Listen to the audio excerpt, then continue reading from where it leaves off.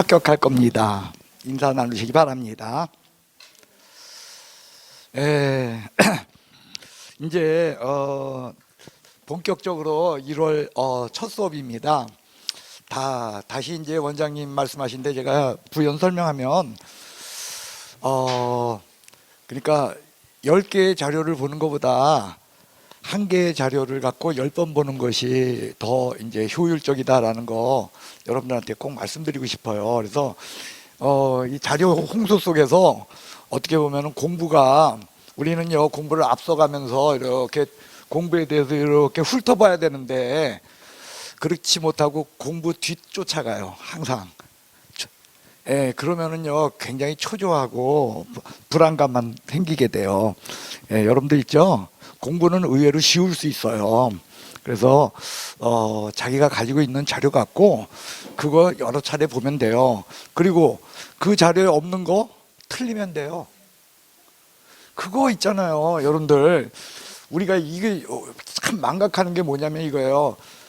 여러분들 60점 맞는 거하고 70점 맞는 거하고의 그 노력은 10점을 더 올리는 거잖아요. 10점을 더 올리기 위해서는요 그거는 노력은 2배, 3배의 노력이 더 들어간다는 거예요. 그걸 참 우리가 망각해요. 그러니까 시험 문제가 나오는데 영역은 주어져 있거든요. 예를 들면 요만큼만 내가 공부하면 이게 60점 맞을 수 있는 영역이야. 근데 70점 맞기 위해서 공부하려면 요만큼을 내가 공부를 해야 돼. 그러면 여기서 이제 플러스 10점이 되고 그 다음에 요만큼을 공부하게 되면 내가 그때는 또 플러스 10점이 돼. 그 얘기는 뭐냐면 여기서는 나올 수 있는 빈도가 떨어지기 때문에 사실상 어떤 것을 해야 될지를 정확히 몰라서 이렇게 된다는 거죠. 그런데 우리가 보면은 이 면적을 보면은요 여기 반지름이 1이고 요거 반지름이 2라고 하면은 여러분들 이거 반지름이 2배로 늘어났으니까 면적 몇 배가 될 것 같아요? 2배일까요? 4배일까요? 4배예요. 파이 r 제곱 아니야. 그러니까 이건 면적이 파이라면 여기는 4파이가 돼요. 지금 뭐냐면은 10점을 더 올리기 위해서는 공부 영역이 4배의 시간을 더 투자를 해야 된다는 거죠. 그리고 10점을 더 올리려면은 요거 3이라면 이건 9파이야. 이거에 비해서 9배의 노력을 더 들여야 된다는 거예요. 그러니까 공부도 전략인데 여러분들은 뭐냐면 60점 맞으면 좀 불안하잖아. 그죠? 떨어질지도 모르잖아. 그러니까 뭐 한 이 정도 영역으로서 여러분들이 공부를 하면 되는데 여러분들이 갖고 있는 특별한 자료들 있죠. 시중에서 돌아다니는 특별한 자료들은 이런 영역일 거예요. 근데 저 영역에 욕심 부려가지고 이것까지 공부하려고 하는데 단 이것까지 공부하려고 하는 그 순간에 노력은 9배야. 노력이 9배 들어갈까요? 들어가지 못하게 된다는 것은 뭐냐면 이걸 공부하면서 같은 시간을 통해서 공부할 적에 이 부분만을 갖다가 공부했으면 60점 맞을 것. 이런 것까지 공부하면서 어떻게 되냐면 이 부분을 놓치게 돼요. 왜? 같은 시간밖에 투자를 못 하거든. 그래서 이 부분을 진짜 시험에 나오는 이 부분을 놓치고 이런 부분들 알아. 그러니까 이제 어떤 경우에 보면 그래요. 학원에서 보면은 어느 학원이나 그런 분들이 있어요. 이제 다 보면 아는 거 무진장 많아. 진짜 모르는 거 없어요. 근데 막상 시험은 잘 안 돼. 잘 안 나와요. 교수가 말하기 전에 먼저 얘기할 수 있는 정도의 실력인데 그런데도 불구하고 합격을 못하는 그런 분들을 제가 가끔 가다가 봐요. 근데 그분들의 특징이 뭐냐면은 진짜 이런 후미진 거 시험에 잘 안 나오는 영역에까지 손댔어요. 그래가지고서 정말 맞춰야 될 거, 기본적인 거, 남들 맞춰야 되는 거 그걸 놓치게 되고 왜냐면 여기 등한시하게 되거든요. 결국은 아는 거 같고 그래서 놓치고 그래서 또 이제 시험에서 또 다시 한번 실패를 맛보게 되고 이런 것을 제가 자주 봤어요. 그래서 여러분들한테 부탁드립니다. 그저 있죠. 내가 가지고 있는 것이 최고다라고 생각하고요. 그것만 열심히 하세요. 그러면 다들 합격합니다. 특히요 여러분들 1차는요 정말 있잖아요. 여러분들이 요령만 있다면 몰라도 붙을 수 있는 게 1차예요. 물론 민법은 안 돼. 민법은 안 되는데요. 민법은요, 일단 기본기야. 그러니까 기본사항에 충실하고, 그리고 여러분들 기본사항에 충실하는 건 여러분들 이상으로다가 공부하기 좋은 사람들이 어디 있습니까? 왜? 원장님 있잖아. 대신에 학계론은요, 사실상 내용을 완벽하게 알고 여러분들이 맞춘다라고 하는 것은요, 제가 볼 땐 불가능하다고 생각해요. 그래서 학계론에 대해서는 여러분들이 뭐냐면 요령껏 공부하시기를 저는 추천해요. 그 요령껏 공부한다는 건 닥치고 외워는 아니에요.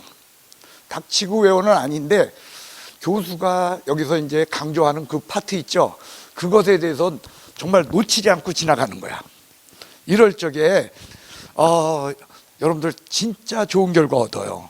그리고 저는 여러분들한테 꼭 강조하고 싶은 게 뭐냐, 1차는 어느 과목이든 80점 이상 맞으면 그거는, 그러니까 민법을 80점 이상을 받든 학계론을 80점 이상을 받든 그거는 어리석은 짓이에요. 민법이든 학계론이든 한 과목만 80점 맞으면 돼. 그러면 나머지 한 과목 합격하려면 몇 점 맞으면 돼요? 40점 맞으면 돼요. 이거 90점 맞았어. 근데 이거 30점 맞았어. 합격이요? 불합격이요? 이건 불합격이에요. 왜? 꽈락이 있거든. 그러니까 다른 한 과목이 40점은 무조건 맞아야 되니까 나머지 한 과목에서 85점 맞았어 내가. 그러면 여기서 2.5는 무의미한 점수, 그러니까 5점은 무의미한 점수죠. 85점 맞았을 때. 왜? 무조건 이건 40점 맞아야 되니까. 그러니까 80점 이상의 점수를 갖다가 너무 욕심 부리지 말라는 거예요. 물론요, 내가 공부가 쌓이고 쌓이다 보니까 저절로 80점 이상이 나와. 그건요, 상당히 그건 감격스러운 일이죠. 그건 정말 멋진 일이에요. 그렇게 된다면 여러분들 되는 거지만, 그렇지 않고 정말 불필요한 투자, 불필요한 노력으로 2차 포기해 가면서 1차로다가 2차가 더 중요해요, 결국은 사실은. 그런데 1차를 너무 무의미하게 점수 맞는다? 그건 의미가 없다고 봅니다. 그래서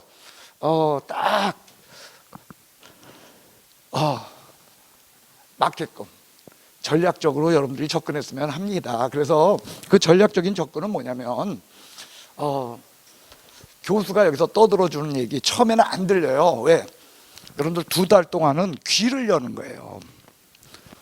귀가 열려야지 뭐가 들리지, 귀가 열리지 않으면 절대로 안 들립니다. 그래서 2달 동안은 하여간에 귀를 연다라고 생각하시고 여러분들 임해 주시고, 그 다음에 2달 지나게 되면 그 다음부터는 뭐냐, 군데군데 들려요. 근데 군데군데만 들려도 그 사람은 합격할 수 있는 준비가 된 거예요. 왜? 내 실력은 안 될 망정 뭘로 보충할 수 있죠? 문제풀이로 보충이 돼요. 문제로 보충이 된다는 거예요, 그게. 그래서 1차 당연히 붙는 거야. 1차 떨어지면은요, 저는 그 사람에 대해서 비웃을 거야. 여러분들 저한테 비웃음 들을래요? 아니면 합격하실 거요? 모두 다 합격하시기 바랍니다. 죄송합니다. 교재가 조금 늦게 나오게 돼서 여러분들 그 교재에 그 요약해가지고 거기 적은, 오늘은 유인물로다가 수업이 진행됩니다. 이 유인물은요, 여러분들이 꼭 보관해 달라는 그런 유인물 아니에요. 이게 앞으로 교재에 요게 그대로 적혀 있어요. 그러니까 교재 나왔을 때 오늘 수업한 요 유인물에 여러분들 줄쳐놓고, 그것을 여러분들이 이제 기본소가 나오면 그 기본소에다 옮겨 적어 주시길 바라겠습니다. 그리고 부탁드리는데, 책을 여러분들이 아끼는 방법은 책을 깨끗하게 아주 깔끔하게 책을 갖고 놓는 거요, 아니면은 책에다가 밑줄 긋고 낙서하고 하면서 공부한 흔적을 남겨놓는 거예요. 제가 볼 때는 책을 아낀다라는 것은 공부하는 흔적을 남겨놓는 거, 그게 책을 아끼는 것이라고 봅니다. 그래서 수업하면서 여러분들한테 강조했던 것은 여러분들이 나름대로 별표도 해놓고, 거기에다가 밑줄도 긋고 그 다음에 첨삭도 달고 하면서 공부가 됐으면 합니다. 자, 여러분들 반갑습니다. 다시 한번 인사드리고 수업을 진행하도록 하겠습니다. 자, 오늘 여러분과 제가 하는 것은요, 부동산학 총론이에요. 그래서 이 부동산학 총론은요, 시험 문제 자체로는 몇 문제냐? 한 3문제에서 4문제 정도가 나와요. 그런데 3문제에서 4문제가 나오는데 여러분들 여기에 특징은 뭐냐면 그 4문제 외에도 뒤에 36문제 속에 얘네들이 군데군데 곳곳에 끼어 있다는 거예요. 군데군데 이게 삽입되어 있어. 그래서 전체를 알기 위해서 알아야 될 것이 총론이다 보니까 여러분들 오늘 수업에 있어서는요, 내가 무엇을 알아야 하는가를 정확하게 접근하시기를 바라겠어요. 그래서 제일 먼저 여러분들하고 하는 건, 자, 1장 뭐라고 적혀 있어요? 부동산의 이해라고 적혀 있나요? 부동산 학의 이해라고 적혀 있나요? 예, 제일 먼저 보는 건 뭐냐면 부동산 학이 뭔가를 보는 거야. 제일 먼저. 그래 놓고요, 여러분들 거기에서 뒤로 이렇게 들춰보면 부동산학이 끝나면 뭐 부동산학하고 했죠? 그 다음에 7페이지 한번 보세요. 7페이지는 부동산학입니까? 부동산입니까? 그래요. 이제는 그럼 부동산학이 뭔가를 공부한 다음에 그 다음에 부동산이 뭔가를 공부하는 거예요. 부동산의 이해야. 그 다음에 3장 몇 페이지에 있냐면 10페이지에 있어요. 거기에 보면 이제 부동산의 개념과 분류라고 되어 있어요. 그래서 부동산을 갖다가 어떤 식으로다가 개념을 잡고 어떻게 분류하는가가 있고요. 그 다음 18페이지를 보세요.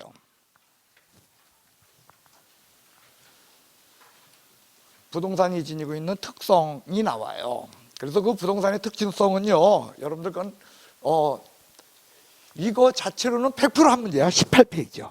네, 18페이지에 보면 부동산의 특성, 이건 무조건 한 문제가 나오고, 이걸 한 문제를 떠나서, 여기 한 문제를 떠나서 여기는 정말 아까 말한 대로 우리가 강론을 들어가든 감정평가를 들어가든 어디를 들어가든 하여간에 이 부동산의 특성이라는 건 곳곳에 박혀 있어. 그러니까 세상 없어도 여기는 어떻다? 정확하게 해놔야 된다. 단 우리가 11, 12월에 공부했던 분들한테는요, 제가 이 18번 부동산의 특성에 대한 거 이걸 그냥 좀 슬슬 나갔어요. 그런데 오늘은 이 부분을 갖다가 아주 중점적으로 여러분들하고 좀 다뤄야 될 그런 파트가 됩니다. 자, 그러면요, 이제 자, 제일 먼저 여러분들 1페이지에 보면 부동산에 대한 것이 아니라 부동산 학에 대한 것이 있죠. 그래서 학개론이라고 하는 이 부동산 학이 도대체 뭔가를 여러분들한테 거기서 설명해 주는 거예요. 그래서 거기 제일 먼저 정의를 보십시오. 부동산학의 정의 보면 박스 안에 보면 부동산 활동의, 여러분들 부동산 뭐라고 돼 있어? 활동. 여러분들 부동산 활동 한번 단어를 생각해 보세요. 부동산이 움직여? 활동을 해? 그죠? 부동산 활동이라는 거, 그 단어 자체는 뭐냐? 부동산 활동은 부동산이 움직이는 거 아니야? 부동산에 대해서 누가 움직인다? 인간이 활동을 하는 거야. 인간이 활동을 하는 데 있어서는요, 여러분들 우리가 스포츠, 레저를 위한 활동도 존재할 수 있고요. 그 다음에 내가 주식에 투자를 해가지고서 주식 활동도 할 수 있고요. 그 다음에 내 직업 활동도 할 수 있죠. 그런데 그 중에 그런 여러 가지 활동, 인간들이 하는 활동 중에 부동산에 가서 대해서 인간이 하는 활동, 그게 부동산 활동이에요. 그거 공부한다는 거야. 인간이 부동산에 대해서 움직이는 그 활동, 그걸 공부하는데 거기에 보면 부동산 활동의 능률화의 원리, 첫 번째 뭐라 하냐면 원리래요. 부동산 활동을 하는데 그냥 활동할까요? 여기엔 법칙성, 그리고 나름대로 이게 경험이 쌓여가지고 원리가 존재하게 될까요? 원리가 존재한다는 거야. 그래서 원리를 배우고 그 다음에 응용 기술을 배운대요. 그래서 여러분들 그 밑에 보면 원리라고 하는 것은 뭐냐? 과학성이에요. 이론적 측면으로 과학성. 여기에서 응용 기술이라고 되어 있죠? 그건 기술성이에요.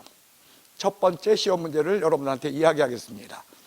자, 그러면 부동산 학은 원리를 다룬다는 측면에 있어서의 이론적 측면과 그 다음에 그거를 응용한 기술적 측면이라는 두 가지 측면을 놓고 볼 때, 즉 이론적 측면으로서의 과학성 그리고 기술적 측면으로서의 기술성, 어느 쪽이 더 중요할까요? 거기에 표시하세요. 여러분들 기술성 거기다 별표하세요. 과학성을 강조했다. 아니야. 과학성보다 뭐가 더 중요하다? 기술성이 더 중요한 거예요. 그래서 기술성이 중요하다는 건 부동산학은 과학인데 순수과학이다 아니면 응용과학이고 경험과학이다. 응용 경험과학이라는 거예요. 기술성 그 부분이 더 중요하다는 거야. 그래서 그 응용기술을 개척하는 종합응용과학이다. 그래서 종합응용과학 이게 학문적 성격이 되겠습니다. 자, 거기 1페이지에 그 1번 봅시다. 부동산학이란 정의의 1번이요. 부동산학이란 부동산 활동의 능률화, 활동의 능률화의 원리, 그리고 그 응용기술을 개척하는 종합응용과학이다. 이렇게 되어 있어요. 그 다음에 2번. 자, 부동산의 기술적 측면 줄쳐놓으세요. 경제적 측면, 그 다음 법률적 측면, 복합 개념의 논리 줄쳐놓으시기 바랍니다. 자, 부동산은요, 여러분들 우리가 세 가지 측면으로 부동산을 접근해 가야 된다는 거예요. 첫 번째가 뭐다? 기술적 측면. 기술적 측면은 다른 말로 물리적 측면이라 그래요. 두 번째로는요, 경제적 측면. 경제적으로 우리가 부동산을 보는 눈도 있다는 거예요. 세 번째로는 뭐냐면 부동산을 법률적 측면으로도 본다는 거예요. 그래서요, 여러분들 기술적 측면, 이건 유형적 측면이에요. 기술적 측면은 그러니까 이렇게 됩니다. 부동산을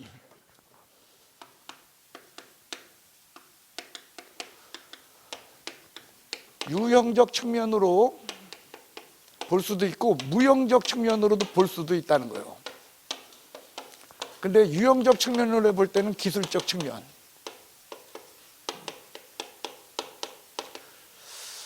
근데 무형적 측면으로 볼 적엔 경제적,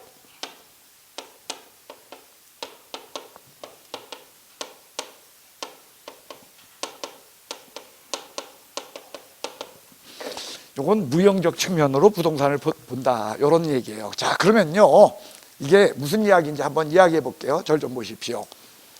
자, 여러분들 이겁니다.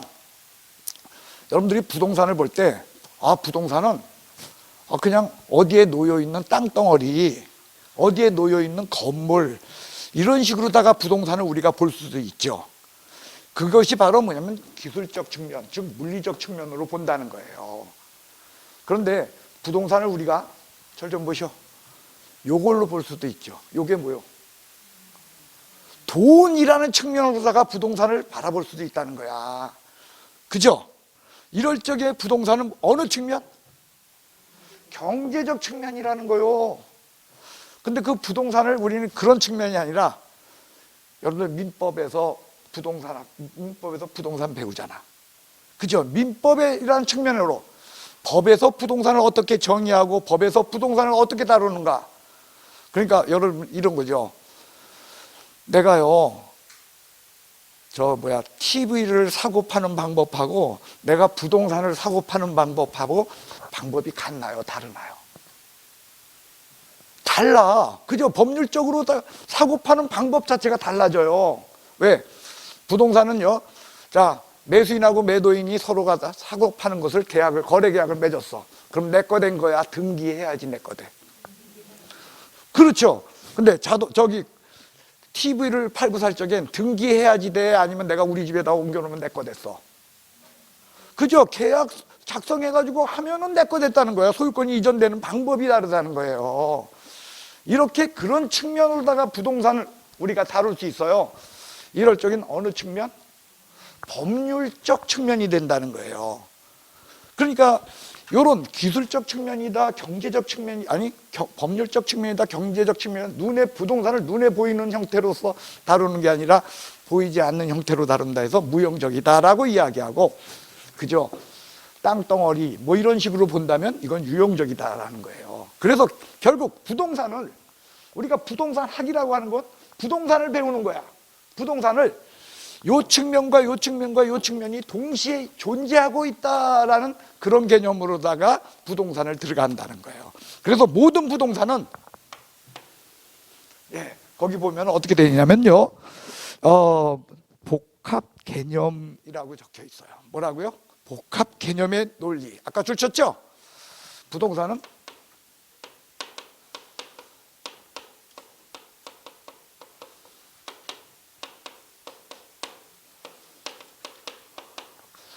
복합 개념 부동산이라는 거예요. 부동산은 무슨 개념? 복합 개념 부동산이다. 개념이 하나다. 개념이 여러 개가 섞여 있다. 여러 개의 개념이 동시에 존재하고 있다는 거예요. 부동산 속에는 이런 유형적 측면으로서 기술적 또는 물리적 측면의 부동산 개념이 있는가 하면 눈에 보이지 않는 무형적 측면, 돈이라는 측면으로 또는 법이라고 하는 측면에서 우리가 부동산을 다룬다라고 해서 부동산은 이런 것들이 들어있다라는 거야. 그래서 그 세 가지를 동시에 우리는 부동산학에서 다루어. 이 측면을 세 가지를 동시에 다뤄. 그래서 거기 보면 부동산학에 있어서는요, 여러분들 그 모든 세 가지 측면을 갖다가 다 연구 대상으로 보고 있다라는 그런 내용이 되겠습니다. 그래서 종합적 접근 방법에 따라 부동산 현상을 부동산 현상 줄 쳐놓으세요. 뭘 인식해요? 예, 그래서요, 여러분들 결국 뭐냐면 부동산 학이라고 하는 것은요, 여러분들 어떤 이야기냐면 연구 대상 4페이지 한번 볼까요?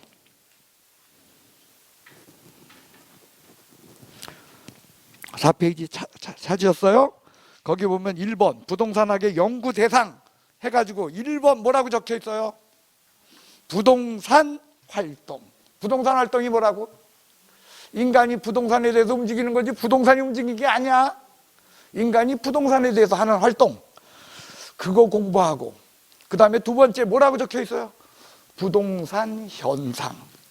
부동산 현상, 활동과 현상을 공부한다. 4페이지요. 4페이지. 예. 활동과 현상을 부동산학은 공부한다는 거야. 연구 대상이 부동산 활동만 본다, 아니면 부동산 현상도 본다. 그럼 부동산 현상은 뭐냐? 부동산 활동의 뭐야? 결과 줄 쳐놓으세요.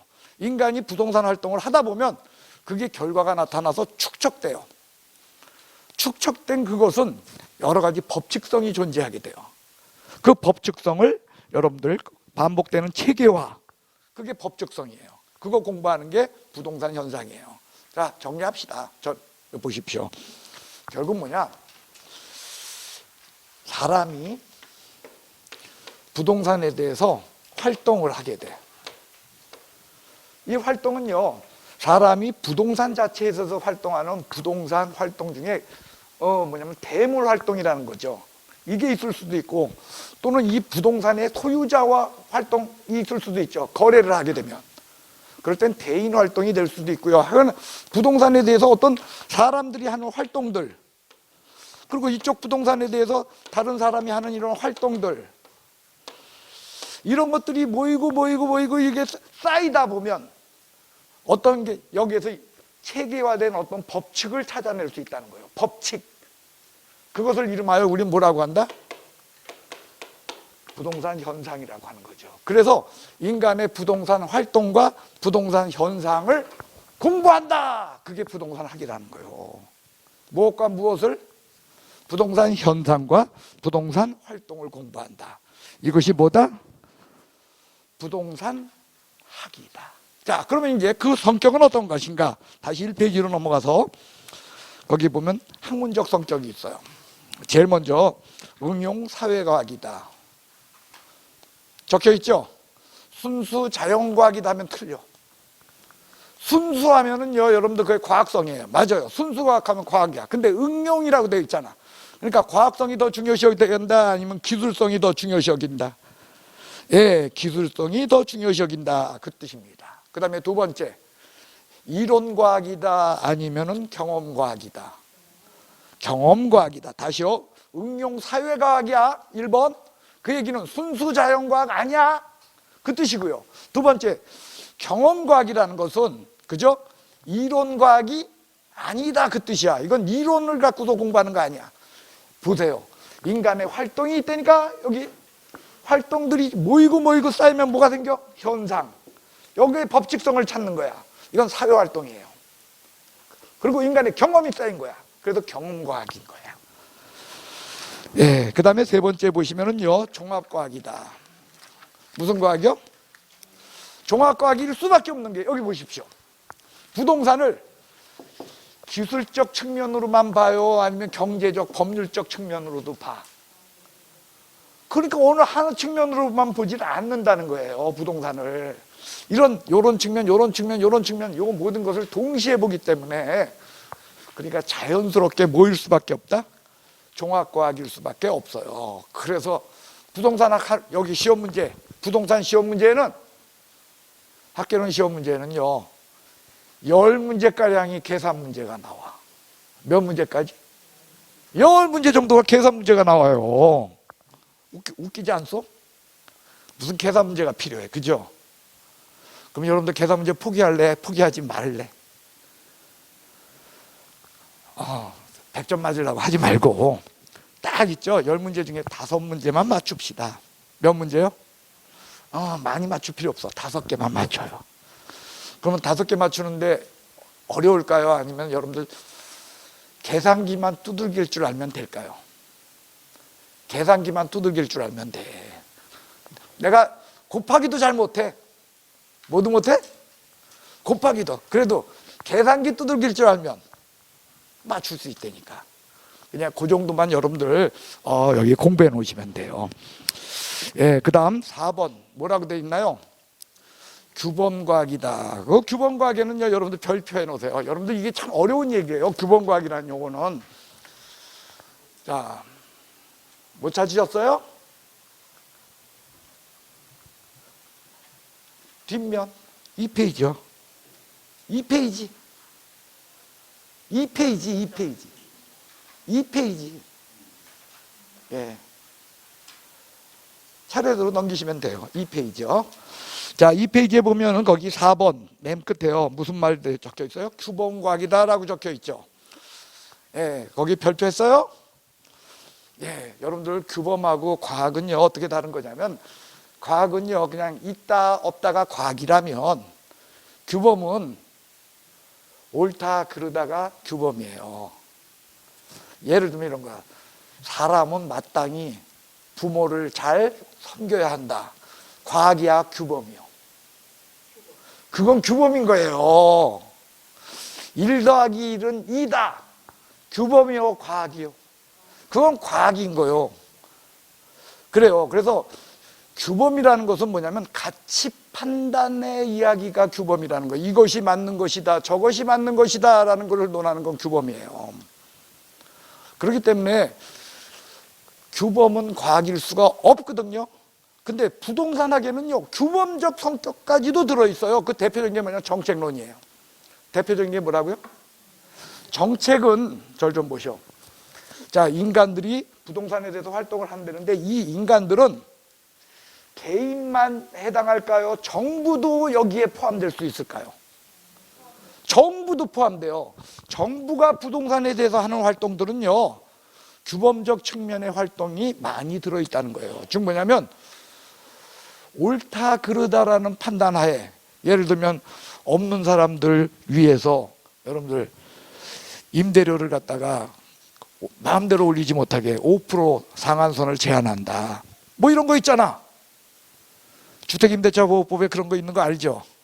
예, 그런 것들은요 결국 뭐냐면은 자연스럽게 수요와 공급에 의해 가지고서 시장 논리에 맞춰놔야 되는데, 시장 논리에 맞춰놔 아니면 국가가 거기에 들어가.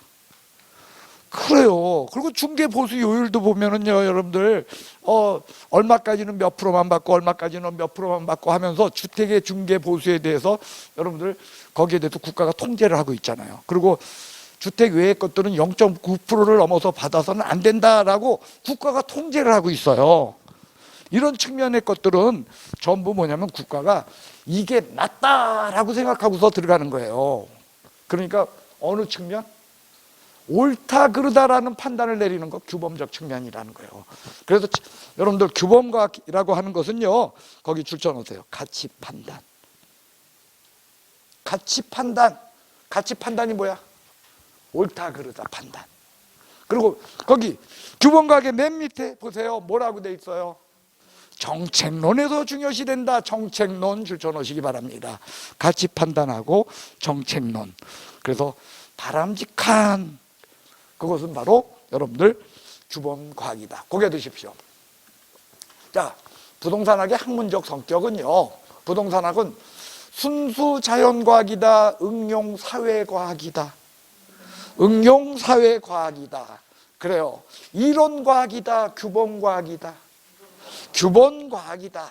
그 다음 부동산학은 하나만 공부한다, 여러 개가 다 들어있다. 종합과학이다. 그래요. 단일과학이 아닙니다. 종합과학입니다. 그리고 부동산 학에는 규범적 성격이 존재한다, 성격 없다. 규범적 성격도 있다. 그래서 규범과학이다. 특히 이 규범과학이라는 건 가치 판단의 문제, 그리고 정책론에서의 문제이다. 이렇게 기억해 주시기 바랍니다. 그 다음 세 번째, 그러면 이 부동산학을 어떻게 접근하는가? 접근 방법인데요, 칠판을 보십시오. 요 측면만 공부해. 한 파트만 그냥 계속적으로 공부해. 요것만, 오로지 요것만 공부해. 그게 거기에 보면 분산식 접근 방법이에요. 거기 드셔. 어떤 거요? 분산식. 분산식은 봐봐요. 요거 하나만 공부해. 무슨 측면? 그게 분산식이라니까. 분산식은 이 모든 측면을 다 공부하면 이게 뭐야? 종합식이에요. 이걸 전부 골고루 공부하면 뭐? 종합식. 거기 세 번째 보세요. 종합식 접근 방법이라고 되어 있죠. 주변 과학들의 연구 결과를 종합적 체계화하여 응용 제 분야에 개발하여 실무 활동 능률을 대비하는 방법으로서 우리나라 부동산학 발전에 기여한 형태이다. 그리고 여러분들은 바로 이걸로 공부해요. 그래서 어떤 특정한 한 면이다, 아니면 모든 분야를 골고루 다 공부하는 거다. 그건 종합식이야. 근데 법률적 측면으로서 요거 한 파트만 공부해. 그럼 뭐요? 그건 분산식이야. 또는 요것만 공부해. 그럼 뭐야? 한번 읽어보세요. 분산식 접근 방법은 기존 학문에서 각 분야별로 개별적 부분적으로 부동산에 대해서 연구해. 그죠? 예. 그래서 이거는 전체를 체계화시키기는 어렵다라는 것이 단점이다. 이렇게 적혀 있는 거예요. 여기에 대해서요, 자, 중점식 접근 방법이라고 했죠. 중점식 접근 방법은 이런 거예요. 배우기는 실질적으로 다 배우는데, 예를 들면 이거야. 부동산학 교재가 500페이지예요. 근데 요 측면에 대한 것은 한 400페이지 되고, 요거는 한 50페이지씩. 그러니까 어디에 더 중점을 맞춘 거예요? 기술적 측면에 중점을 맞춘 거죠. 반면에 요거 400페이지 되고, 요거 한 50페이지, 요거 한 50페이지 돼. 이건 어느 측면에 초점을 맞췄어? 그러니까 배우긴 다 배우는데 어떤 한 파트에 필히 꽂히는 거, 그건 뭐다? 중점식 접근 방법이에요. 자, 됐습니까?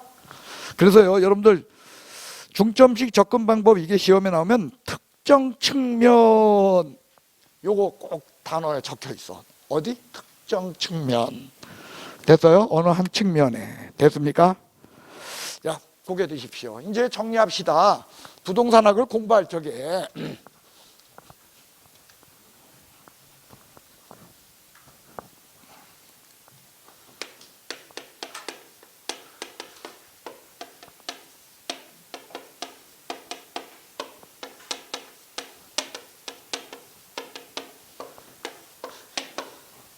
기본적으로 이런 세 가지 측면으로서 우리가 나눈다는 거요.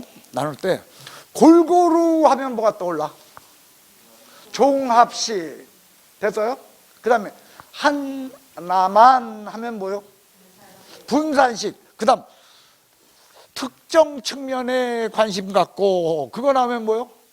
중점식. 이렇게 나눠서 여러분들 확인하시면 되겠습니다. 네, 그래서요, 여러분들, 그것이 일반적인 접근 방법인데요. 시험 문제는 요것만 나오질 않고요. 여기에 3페이지를 보십시오. 기타 접근 방법이 같이 합쳐져서 나와요. 3페이지에 보면 뭐가 있나요? 기타 접근 방법으로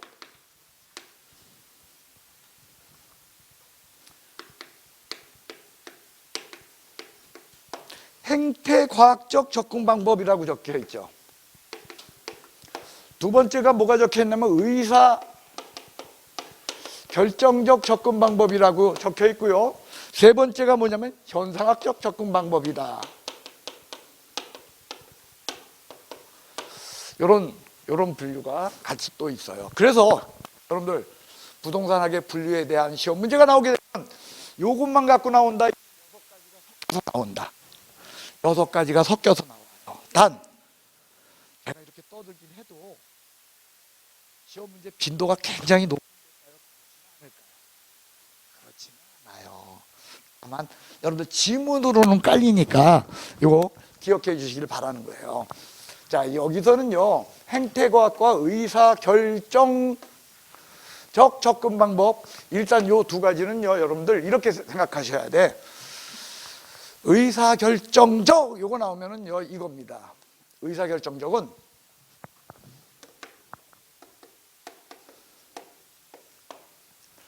인간을 합리적 존재로 보는 거야. 뭐에 입각하는 거예요? 합리성에 입각해서 보는 거야. 그래서요, 여러분들 거기 의사결정적 하면 논리적이고 예측 가능한 그거 들어가면 의사결정적이야. 논리, 예측 가능.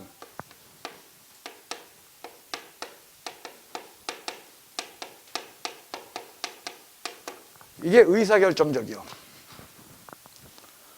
절 좀 보십시오. 자, 우리가요, 이런 거요.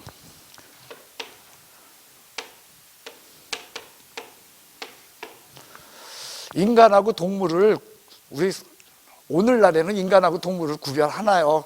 거의 비슷한 존재로 보나요? 비슷한 존재로 보죠. 오늘날에는 이것도 여러분들의 그 오늘날 패러다임이에요. 여러분들 나이가 29이 뭐 여기서 제일 많잖아. 그래 놓다 보니까 여러분들의 그 사고방식은요, 여러분들 그건 뭐냐면 아주 이게 뭐냐면 굉장히 그 발전된 그런 사고방식을 갖고 있어요. 그런데 제가 여러분 나이 때 제가 공부할 적에는요, 세상 모든 걸 뭐냐면 인간과 동물은 구별되는 존재로 봤어요. 예, 적어도 인간과 동물은 다른 존재야. 그래가지고 인간만이 의사가 있다고 봐요. 동물은 의사가 없어요.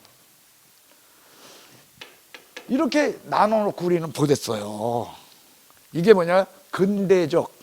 우리는 근대하면은요, 여러분들 지금은요, 과거라는 개념이 생각나죠? 근데 우리 때는 근대적 사고방식이라고 하는 것은 뭐냐면 오히려 그 옛날에 고대적 사고방식, 아주 옛날 사고방식과 구별되는 참신한 사고방식이었다고 생각했었어요. 근데 그 당시의 사고방식으로는 거야. 인간은 이성을 갖고 있고 의사에 의해서 행동을 해. 그래서 여러분들 민법에서도 이런 근대적 사고방식에 의해서 민법이 적혀 있어. 그래서 제일 먼저 이런 거 배우지 않아요? 의사표시. 그죠? 의사표시가 뭐요? 감사합니다. 합격입니다. 법률사실. 그렇죠? 그죠? 그래서 의사표시를 필수 불가결의 요소로 하는 법률 행위. 그거는 법률 행위죠. 법률 요건은. 그래서 의사와 표시합으로 이루어진 거야. 인간은 내부에 있는, 의사는 내부에 있는 거고, 표시는 어디로 나타나는 거야? 이건 사람 속에 있는 거고, 이건 뭐야? 겉, 내부. 이건 외부, 이렇게 해가지고, 요거, 이렇게 나타난다. 해서 요거 의사표시라는 거, 그걸로 다 배우는 거예요. 의사표시. 그래요. 그래서 요런 요게 바로 뭐냐면은, 인간이 갖지 못하는 이거야. 인간이 아니라 동물이 갖지 못하는 논리와 예측 가능이라는 합리성이야. 이건 동물들은 못 갖고 있다는 거야. 인간만 갖고 있다는 거야. 그래서요, 여러분들 이런 의사결정적 접근 방법에 의해서 결정하는 그런 것들은요, 주로 뭐냐면요, 뭔가를 결정할 적에는 이 의사결정적 접근 방법이에요. 그래서 뭔가를 결정한다?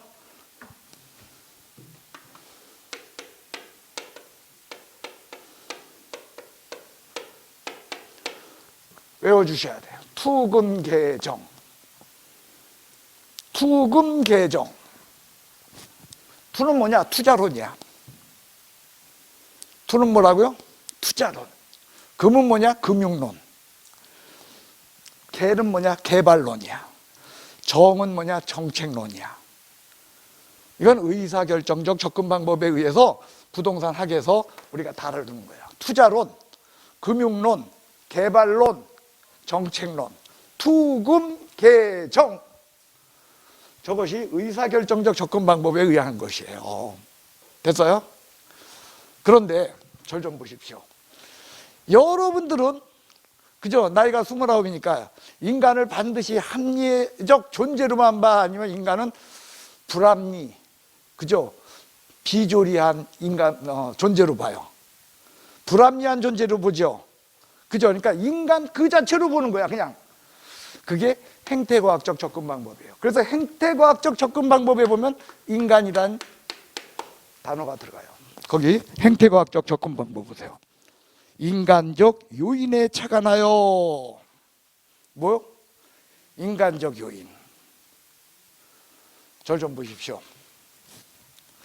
인간이 부조리한 존재라는 건 여러분들 어디에 잘 나타나냐면 이런 데 잘 나타나요. 핸드폰은 삼성 이거 뭐라 그러죠 우리? 스마트폰 이거 삼성 건 무슨 폰? 갤럭시가 좋아 아니면 아이폰이 좋아? 라고 이야기할 적에 솔직히 뭐가 더 좋은지 모르면서도 그죠? 매니어층이 형성되잖아요. 누구는 젊은 애들은 아이폰, 그리고 여러분들 정도의 29살 넘어가면 갤럭시 뭐 이렇게 하면서 이게 구별되잖아. 그죠? 이런 것들이 실질적으로 그게 더 우수하고 더 좋은지 안다 모른다. 모르면서도 우리는요 막연한 충성도를 가져요. 우리 눈에 많이 노출된 것에 대해서 우리는 충성도를 갖습니다. 이런 것을 상표 충성도라 그래요. 인간은 있잖아 절대로 합리적인 존재가 아니야. 불합리한 요소들이 있어요. 그래서 광고 많이 때리면 어떻게 돼? 많이 팔려. 아닐 것 같은데도 전지현이 나와서 광고하면 어떻게 돼? 많이 팔린다니까. 이런 측면으로다가 인간의 그저 있는 그대로 이렇게 반드시 합리적인 인간 말고 부조리한 인간 그 자체를 인정하면서 인간이란 측면으로서 이걸 우리가 연구해 가는 거, 이거는 뭐다? 행태과학적 접근 방법이에요. 자, 그래서요 여러분들 거기 보시면 여러분들 부동산학의 본질을 규범하는 방법으로서 행태과학적 접근 방법 줄쳐놓으세요. 경영, 그 다음 마케팅, 부동산 중개활동, 이런 것들은 반드시 인간을 합리적으로 본다 아니면은 못 찾으셨어요? 3페이지요. 예, 3페이지를 보시면 거기 보시면 부동산 경영, 행태과학적, 그 다음에 부동산 마케팅, 그 다음에 부동산 중개활동, 이런 것들은 반드시 합리적인 걸로 봐 아니면 잘 꼬시는 걸로 봐? 그렇죠. 경영도 떴어. 사람들 잘 다루는 거 아니야. 합리적으로만 다루는 거야 아니면 이 속에는 부조리하고 비합리적인 요소까지 포함되어 있어. 그게 포함되어 있다니까. 아까 마케팅의 문제도 그랬잖아요. 인간 심리를 파고들잖아요. 그 다음에 여러분들 거기 보면은 중개활동도 여러분들 절 좀 보시오. 여기서 시험 점수 높고 아주 고득점한 합격자가 일 잘해 아니면은 그저 항상 밝은 표정으로 그죠? 항상 웃는 사람들, 이런 사람들이 일 더 잘해. 누가 일 더 잘할지 몰라. 나가시면 아마 돈 많이 벌 거요. 예, 항상 밝은 표정. 예, 그런 분들이 그죠? 이게 그것은요, 여러분들 뭐냐면 중개활동 자체도 뭐냐면 부조리한 인간 자체를 인정한다는 거예요. 고개 드십시오. 자, 여기 봅시다. 형태요, 행태요. 인간 행동합니다. 행자예요. 그래서 인간이 행동한다. 그래서 인간적 측면하고 인간 들어가면 무슨 과학? 행태과학적 접근 방법이야. 반면에 그러한 인간의 부조리한 요소까지도 포함한 것이 아니라 인간 내면에 있는 뭐만 아주 합리적이고 조리적이야. 조리에 있는 이성이라고 하는 그쪽 측면만 강조한 것은 무슨 측면? 의사결정적 접근 방법으로. 의사결정적 접근 방법 하면 머릿속에 뭐는 떠올라라? 투금 개정. 투자론, 금융론, 개발론, 정책론. 이건 떠올라다니는 거예요. 그 다음 세 번째, 현상학적 접근 방법이에요. 자, 현상학적 접근 방법은요, 오늘날의 사람들, 이 사람들한테 아주 어울리는 거예요. 저는요, 제가 어린 시절은요, 자연은 인간이 개척하고 자연은 인간이 정복해야 될 대상이었어요. 인간이 개척하고 정복해야 될 대상이 자연이었어요. 즉 부동산은 그런 식으로 보는 거야. 여기든 이거든 간에 기본적으로 뭐냐, 부동산에 대해서 우리는 어떻게 봐냐면 인간이 활동하는 거야. 인간이 거기서 하면서 어떤 현상이 벌어지는 거야. 인간 위주로서 부동산을 보는 거야. 즉 뭐냐면 인간이 주어고 부동산은 객체일 뿐이야.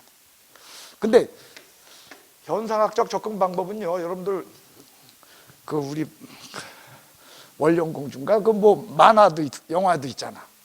거기 보면 인간과 자연과의 어떤 것을 굉장히 강조합니까?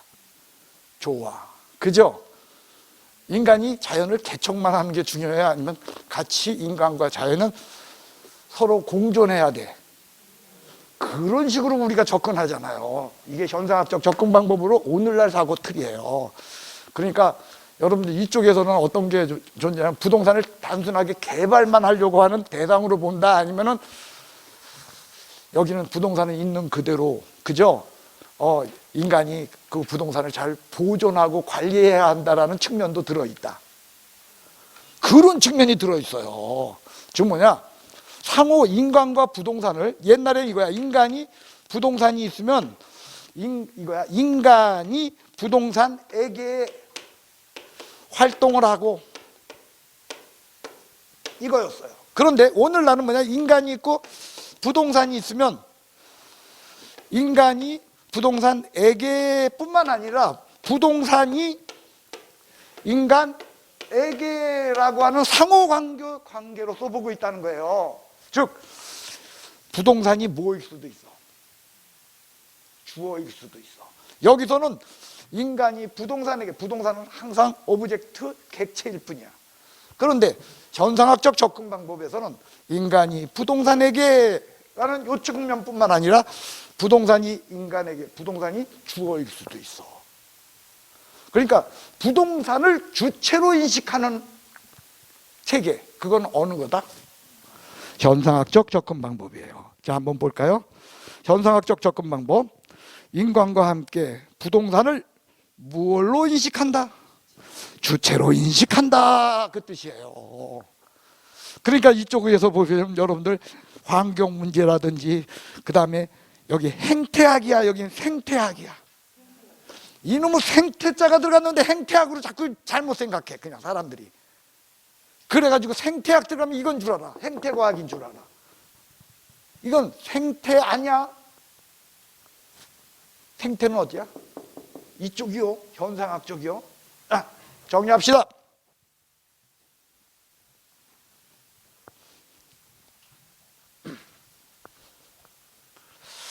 자, 부동산학을 공부할 적에 한쪽 측면만 보고 공부하는 거 뭐다?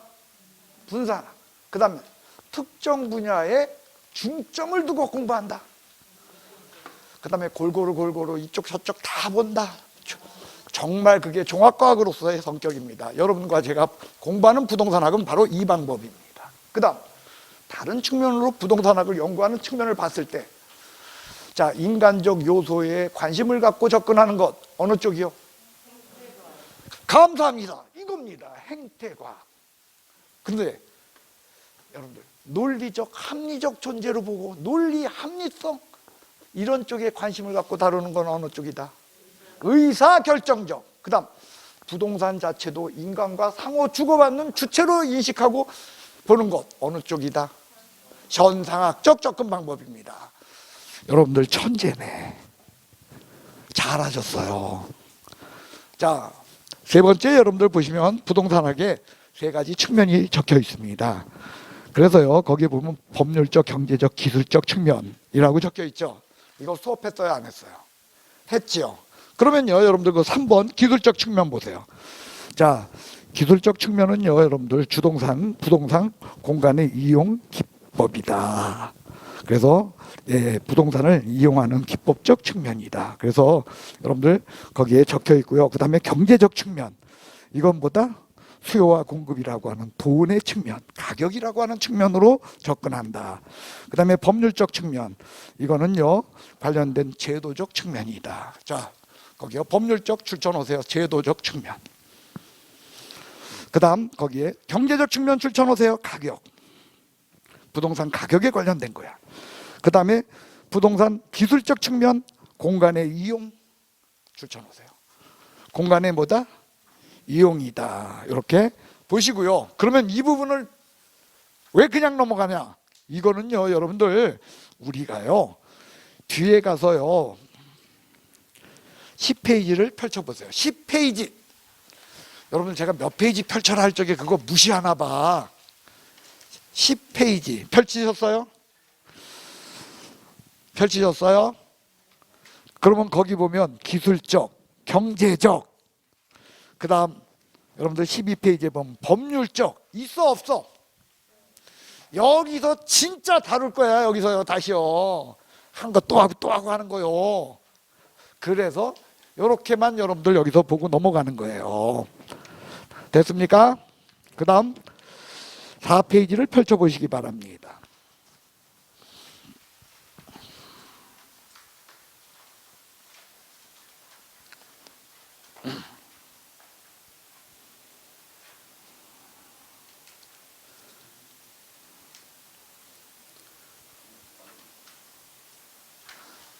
이게 죄송합니다. 몇 페이지인지 찾기가 어렵죠?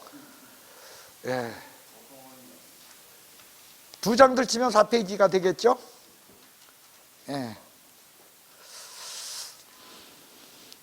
거기 보면 부동산학의 연구 대상이라고 적혀 있죠? 그래서 아까 했었어요. 부동산 활동. 그래서 그 부동산 활동이 축적되면 법칙성을 만든다. 그것을 뭐다? 부동산 현상이다. 그래서 이 두 가지 측면을 우리는 공부하고 있다라는 것이 거기 내용이 되겠습니다. 그래서요, 여러분들, 자, 거기 반과로, 부동산 활동의 반과를 한번 봅시다. 부동산 활동의 주체는 인간이다. 인간적 측면으로 놓고 보는 거예요. 그리고 부동산 활동에서 부동산의 특성이 강하게 작용돼. 부동산 활동을 하게 되면 그 부동산이 어떤 특성을 갖고 있냐에 따라서 인간의 활동이 달라지게 되는 거야. 그 뜻이고요. 그 다음에 여러분들 3번 보면 기술적, 경제적, 법률적 복합 개념에 입각하여 나타난다. 그래서 부동산은 여러분들 아까부터 자꾸 얘기하는 거야. 복합, 어느 부동산이든지 기술적 측면, 경제적 측면, 법률적 측면, 세 가지 측면을 동시에 갖고 있다. 그래서 이걸 복합 개념 부동산이다라고 이야기한다. 그 다음 네 번째, 부동산 활동은 언제나 똑같다 아니면 다르다. 줄쳐놓으세요. 나라마다 다 다를 수 있어요. 그래요. 그리고 시대마다 달라져요. 나라마다 같다, 시대마다 같다 하면 틀려. 달라져요. 자, 여러분들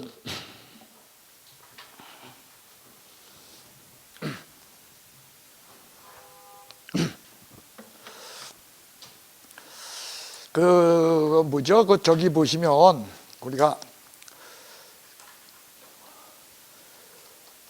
성경에 보면 이런 얘기가 있어요. 보면은 어떤 사람이 밭을 갈구다가 그 속에서 금은보화를 발견했대요. 뭘 발견했어? 금은보화를 발견했대요. 그러면 가지고 있는 전 재산을 팔아서 이 땅을 샀대. 왜? 그 얘기는 그 시절을, 적어도 그 시절은 여기 물건이 발견됐을 때 그 물건은 누구 거라는 거야? 발견한 사람 거라는 거야? 땅 주인 거라는 거야? 땅 주인 거니까. 그죠? 그러니까 가진 전 재산을 팔아서 이거 산 거 아니야? 그럼 오늘날엔 이거 누구 거야? 모르지 누구 건지. 이게 유실물이면 그죠? 주인 거지. 이게 매장물이면 발견한 사람 거지. 그죠? 근데 부동산에는 매장물에 대한 것들, 이건 동산이 되죠. 이건. 그죠? 금은보하니까. 그죠? 예, 근데 주로 유실물이겠지. 그죠? 예, 유실물이니까 실제로는 주인거가 되죠. 오늘날 이게 통용 안 되잖아. 우리나라 보면은. 그러니까 이렇게 결국은 뭐냐면은 법 제도가 어떤 제도와 어떤 법을 갖고 있냐에 따라서 부동산에 대해서 활동하는 방법이 같아질까요? 달라질까요? 옛날에 그 당시에는 어떻게 활동을 했더니까 자기 전 재산을 팔아서 이 땅을 어떻게 했어? 사는 그런 활동으로 나타났어. 근데 오늘날 그렇게 해봤자 이거 직거돼 안 돼. 그러니까 어떻게 해야 돼? 몰래 빼돌려야지. 그러면 그건 부동산 활동 아니야? 그것도 부동산 활동이야. 그래요. 그럴 수 있다는 거예요. 그러니까 그 몰래 빼돌리는 거 그걸 인정하지 않기 위해서 어떻게 하는 거야? 법이 만들어져 있잖아. 그죠? 유실물은 누구 거다? 주인 거다. 단 이거 발견한 사람한테 몇 프로? 주겠지. 이런 걸 법적으로 제도화 시켜놔서 시대마다 다 다르다는 거야. 인간들이 부동산 활동하는 거. 그런데 여러분들 같으면 이거 저기 이야기 할래? 가서? 아니면 몰래 갖고 갈래? 또 몰래 갖고 가면 또 작물이래요. 또 이게 또 처리하기가 또 골치 아파. 하여간에 그죠? 시대와 이처럼 있죠. 행동이 달라진다니까 그거예요. 그래서 부동산 활동은 나라와 시대에 따라서 유동적이고 가변적이다. 인간이 하는 활동이 달라진다는 게요. 여기까지 됐나요? 예, 그 다음 자, 부동산 현상. 자, 부동산 활동의 결과 됐어요? 결과야. 됐습니까? 그래서 일련의 사실들의 법칙성, 반복성이 체계화되는 것. 인간 부동산 활동 그리고 그것의 법칙 두 가지입니다. 그래서 활동은 부동산 활동, 법칙은 우리는 부동산 현상. 이렇게 이야기합니다. 그 다음 부동산학의 연구 분야가 있죠. 찾으셨나요? 예, 연구 분야는 뭐냐? 여러분들 제일 중요한 건 결정 분야야. 그래서 그 결정 분야를 지원해 주는 분야가 있고 그 다음 결정 분야를 우리가 알기 위해서 이거 이론적으로 기본적으로 알아야 될 게 있다는 거야. 그게 기초 분야예요. 그래서 기초 분야를 보면은요, 여러분들 거기 경제론, 그죠? 그리고 법 이런 거야. 경제론, 법, 그 다음에 수학인데 뭐라고 돼 있어? 고급 수학이래 아니면 기초 수학이래? 이놈의 기초 수학도 고급, 우리한테는 어려워. 그게 문제야. 여기에 대해서 여러분들 결정 지원 분야 거기 보면은요, 여러분들 마케팅, 관리, 평가, 그 다음에 입지 선정 뭐 이런 게 있는데 이거 다 외울래? 안 외울래? 이거는 뭔지를 외워. 여러분들은요 결정 분야를 외워놓으면 나머지를 맞춘다는 거예요. 뭘 외워놔라? 결정 분야. 아까 뭐라 그랬어요? 투금 개정 합격이요. 예, 감사합니다. 투자론, 금융론, 개발론, 정책론 적혀 있어요. 그거 외워놓는 거야. 그래서 이거 언제 배웠어? 이것까지 생각나면 진짜 합격이지. 의사결정적 접근 방법 거기서 우리가 본 거예요. 여기도 뭐라고 적혀 있어요? 결정 분야냐. 의사결정적 접근 방법이 잘 나타난 곳은 투금 개정이다 라고 아까 칠판에 썼던 거예요. 자, 됐어요? 고생하셨소. 이렇게 해서 1교시 마쳤습니다. 자, 오늘부터는요 여러분들 2시까지는 끝내려고 하는데 조금 더 될 수도 있겠죠. 그리고 밥 먹고 들어와서요 3시 반부터는 문제풀이 하는 거야. 물론 집에 가시는 분들도 있을 수 있어요. 근데 제가요 지난주에 약속은 어떻게 했냐면은 계산 문제 하기로 했는데 원장님하고선 같이 이제 우리 의논하다가 계산 문제보다는 학계론 이 교재에 있는 이거 기출 문제들이다 보니까 기출 문제 위주로 여러분들한테 배운 것을 그날로 복습하는 측면에서 문제풀이 하는 게 더 효율적일 것 같다 해서 1월, 2월 달에는요 하여간에 여러분한테 문제풀이 할 거예요. 그런데 오늘 배운 거 갖고 문제풀이 하는 거니까 굉장히 효율적이에요. 그래서 제가 3, 4월 달에 계산 문제풀이 할 적에는 여러분들 다 남으세요. 안 그래? 갈 분 가세요라고 해요. 바쁘신 분 가세요라고 하는데 지금은 여러분들이 처음 기초를 잡는 과정 아니야. 이때 문제풀이까지 같이 겸해서 할 수 있다면 정말 여러분들 이거 시너지 효과 굉장히 커요. 그래서 전부 다 남으세요라고는 차마 말 못해요. 그러나 웬만하면 남으세요. 3시 반부터 5시 반까지 합니다. 예, 문제풀이요. 그래서 문제풀이 그거 따로 있죠? 예, 잠깐 쉬도록 하겠습니다.